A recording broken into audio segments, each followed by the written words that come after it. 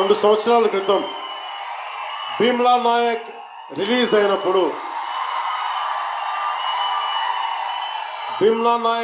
అయినప్పుడు అందరి సినిమాలు వందల్లో ఉంటే పవన్ కళ్యాణ్ సినిమాలు 10 రూపాయలు 15 రూపాయలతో చేశారు.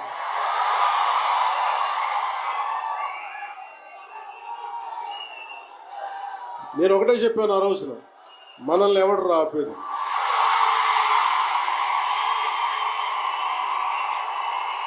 This is not about money. This is not about finance.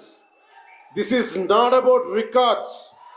This is about damn guts. This is about damn courage. This is about damn tenacity. We are here. We will stand by. We will serve justice.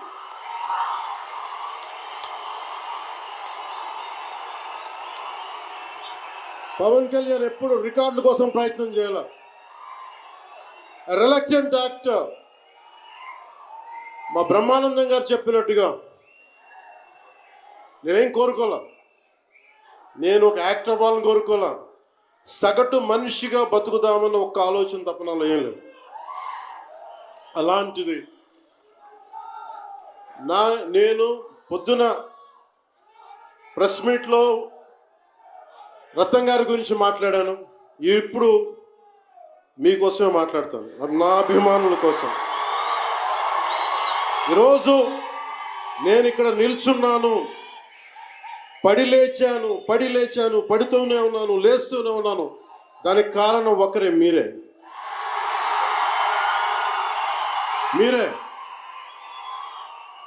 పడిపోయినా, కింద పడ్డా, లేచినా, ఉన్నా, అన్నా నీ వెంట మేము ఉన్నామని. నా దగ్గర ఏమన్నా ఆయుధాలు ఉంటాయా? నా దగ్గర ఏమన్నా గుండాలు ఉంటారా? నా దగ్గర ఎవరు లేరు, గుండెల్లో ఉండే మీరు తప్ప.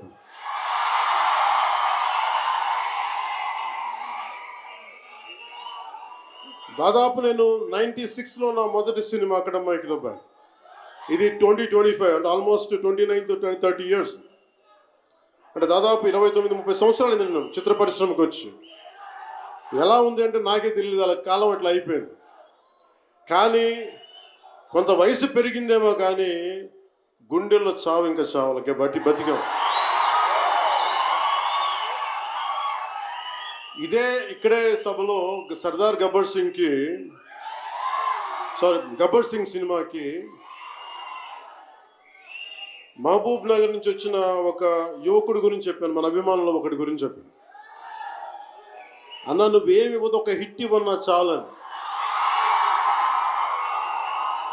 ఆ రోజు నేను భగవంతుని కోరుకున్నాను, నా అభిమానుల కోసం, నా కోసం కాదు కానీ ఒక హిట్ ఉంటే బాగుంటుంది అని కోరుకున్నాను. అది హరీష్ శంకర్ గబ్బర్ సింగ్ వల్ల తిరిగి వచ్చింది.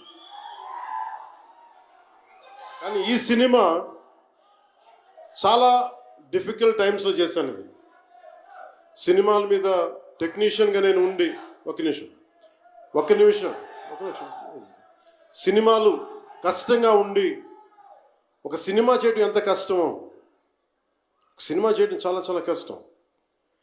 నేను మీతో పంచుకోదలుచుకున్నాను ఈ రోజున. మీకు సంబంధించి నేను మొదటి సినిమా నుంచి ఇప్పుడు దాకా జానీ సినిమా నేను చేసినప్పుడు అది ఫెయిల్ అయితే, ఆ సినిమా ఫ్లాప్ అయితే ఎలా ఉంది అంటే ఆ రోజు నా పరిస్థితి, వరుసగా హిట్లు కొట్టి కూడా ఒక్క సినిమా ఫ్లాప్ అయితే అందరూ మీరు వదలలేదు. నేను మీ గురించి ఎప్పుడు మాట్లాడాను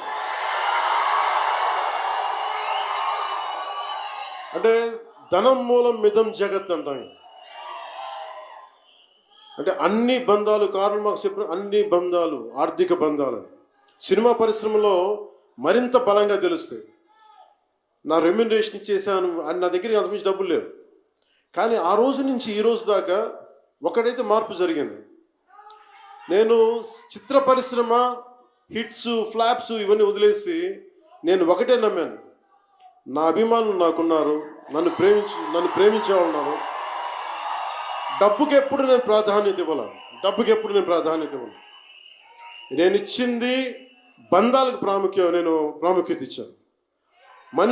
మనిషి నుంచి మనిషి బంధం, నా గుండె నుంచి మీ గుండెకి 2 గుండెల దూరం అంతే.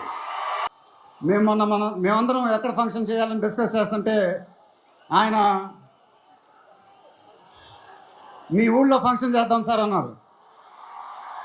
దానికి నేను సరే సార్ మా ఊళ్ళోనే చేద్దాం అన్నా. ఇదిగో ఇప్పుడు మన ఊళ్ళోనే ఫంక్షన్ జరుగుతుంది.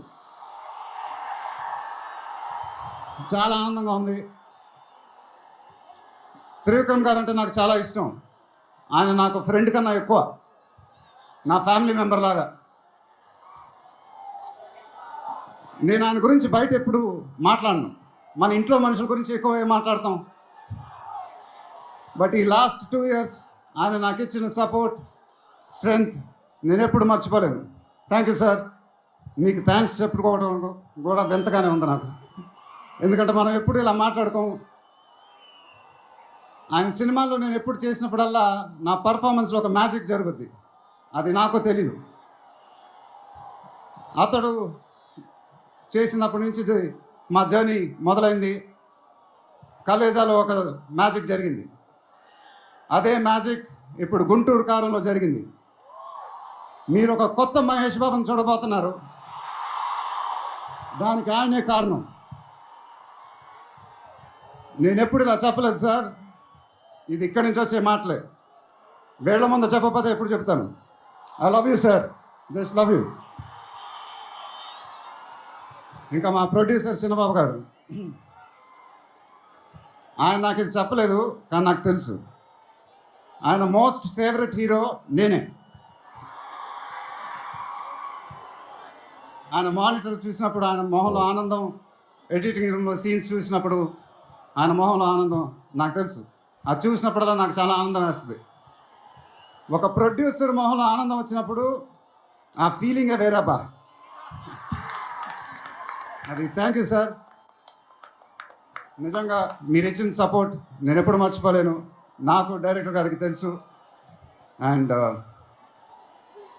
It was really amazing sir working with you. మీరు నన్ను చాలా బాగా చూసుకున్నారు. మీతో ఇంకా చాలా గొప్ప సినిమాలు ఇలాగే చేయాలని మనస్ఫూర్తిగా కోరుకుంటున్నాను. Thank you sir. ఇందాక ఏవి చూసినప్పుడు నాది 25th year అంట. అది నాకే అర్థం కాల. త్రివిక్రమ్ గారు కూడా చెప్పారు 25 సంవత్సరాలు. మీరు చూపించిన అభిమానం నేను ఎప్పుడు మర్చిపోలేను. ప్రతి ఏడు అది పెరుగుతానే ఉంది. అది థ్యాంక్ యూ సో మచ్. మాటలు లేవు, ఏం చెప్పాలో నాకు తెలియదు. ఎప్పుడు చెప్తూ ఉంటానుగా, చేతులు ఎత్తి దండం పెట్టడం తప్ప ఏం తెలియదని.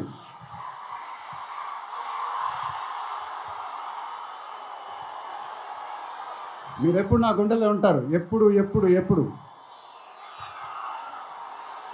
సంక్రాంతి నాకు బాగా కలిసి వచ్చిన పండగ, నాకు కానీ నాన్నగారికి కానీ. మా సినిమా సంక్రాంతికి రిలీజ్ అయితే అది బ్లాక్ బస్టరే. ఈసారి కూడా బాగా గట్టిగా కొడతాం, బాగా గట్టిగా. కానీ ఈసారి ఎందుకో కొంచెం కొత్తగా ఉంది. ఎందుకంటే నాన్నగారు మన మధ్యన లేరు, అందువల్లేమో. ఆయన నా సినిమా చూసి రికార్డుల గురించి, కలెక్షన్ గురించి చెప్తుంటే చాలా ఆనందం వేసేది. ఆ ఫోన్ కాల్ కోసం ఎదురు చూస్తూ ఉండేవాడిని. దానికోసమేగా ఇవన్నీ, ఈ సినిమాలు ఇవన్నీ. ఇప్పుడు అవన్నీ మీరే చెప్పాలి నాకు.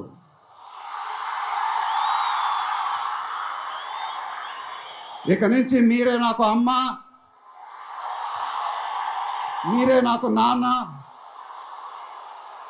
మీరే నాకు అన్నీ.